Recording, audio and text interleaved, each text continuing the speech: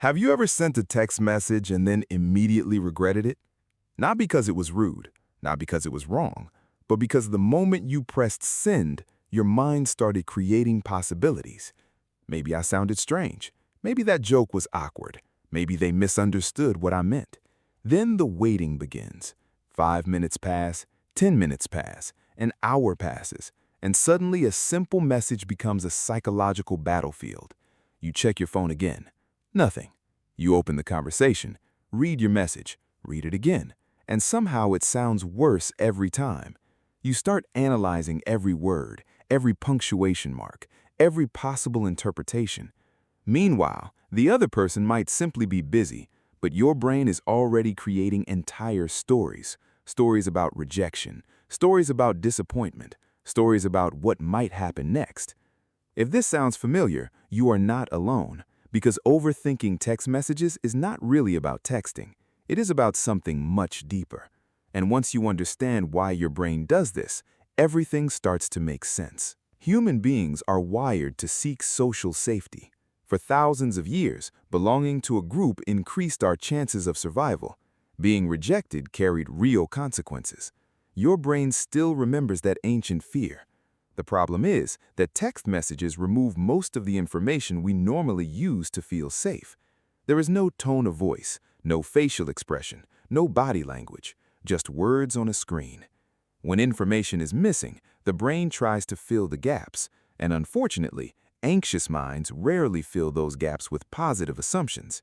Instead, they prepare for danger. This is why a delayed reply can feel much bigger than it actually is.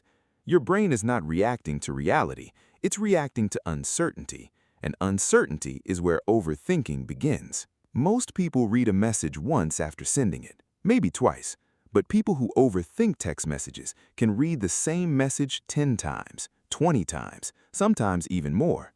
They're searching for evidence, evidence that they sounded stupid, evidence that they sounded annoying, evidence that they said something wrong. The strange part is that every time they read it, they notice something new to worry about.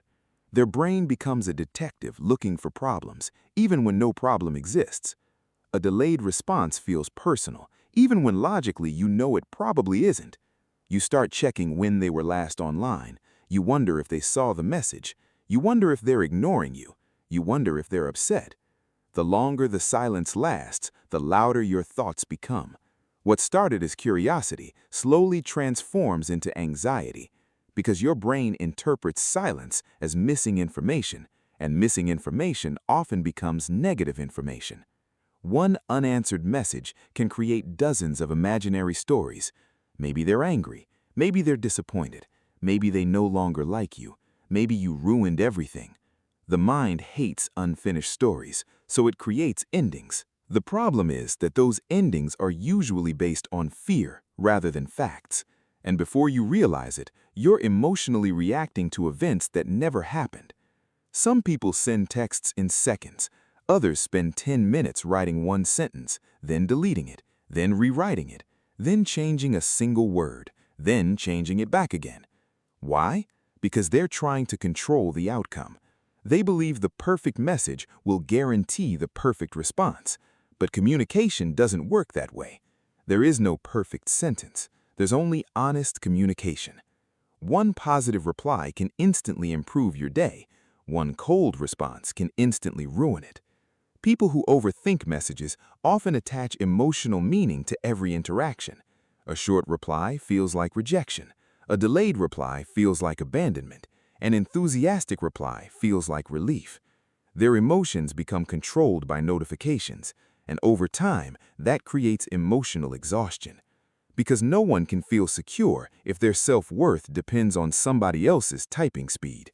The solution is not to stop caring. The solution is to stop assuming.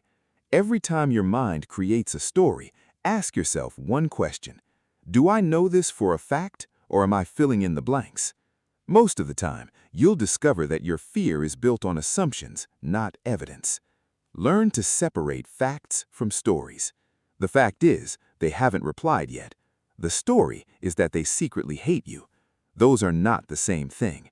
The more you practice this distinction, the less power uncertainty has over you. The truth is that people who overthink text messages are often deeply caring people. They pay attention, they value relationships, they want to be understood. But sometimes that sensitivity turns against them. They begin treating every conversation like a test, every silence like a threat, every delay like a rejection. And that's exhausting, because most people aren't thinking about your message nearly as much as you think they are. They're busy living their own lives, just as you are. The next time you send a message and feel the urge to analyze every detail, remember this: you don't need to predict every outcome. You don't need to control every response. You don't need to earn your place in someone's life through perfect words. Sometimes a message is simply a message, nothing more, nothing less. If you recognized yourself in this video, leave a comment saying, "I overthink texts." And if you know someone who checks their phone every 5 minutes after sending a message, share this video with them, because understanding your mind is the first step towards finally feeling at peace with it. And subscribe for more psychology videos that help you understand yourself a little bit better.